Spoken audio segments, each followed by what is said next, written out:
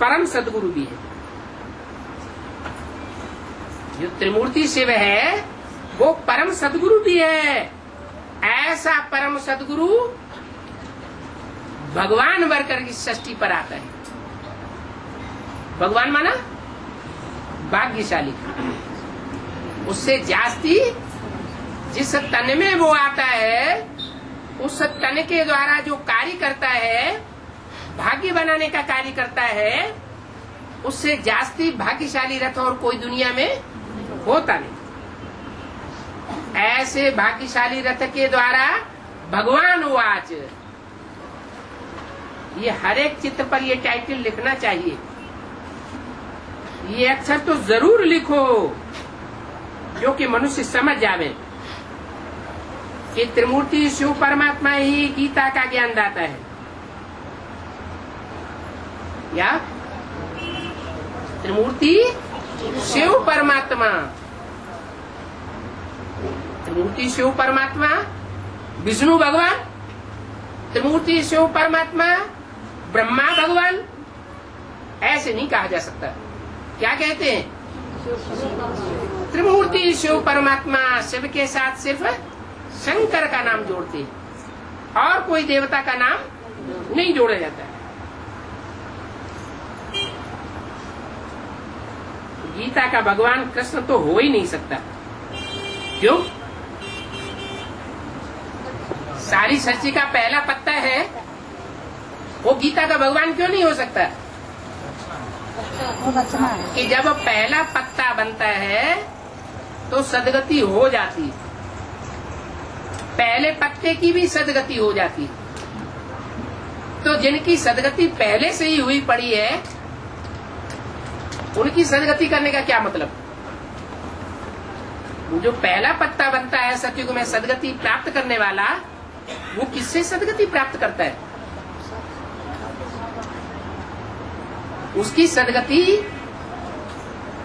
बनाने वाला कौन? प्रैक्टिकल रचयिता कौन? दुनिया में तो कहते हैं माँ बाप बच्चों के भाग्य विधाता होते हैं। इसका फाउंडेशन कहाँ पड़ता है? संगम युग में ही फाउंडेशन पड़ता है। कृष्ण जो सृष्टि का पहला पत्ता है, उसका भी भाग्य विधाता प्रैक्टिकल में उसका बाप बनता है और माता सहयोगी बनती है। माना जो संगम युगी लक्ष्मी नारायण है, डायरेक्ट नर से नारायण बनने वाले, पुरुषार्थ करने वाली श्रेष्ठ आत्माएं हैं, वो राधा कृष्ण जैसे फर्स्ट पत्ते को जन्म देने वाली बनती है। तो वो रचना हुई और वो रचयिता हुआ।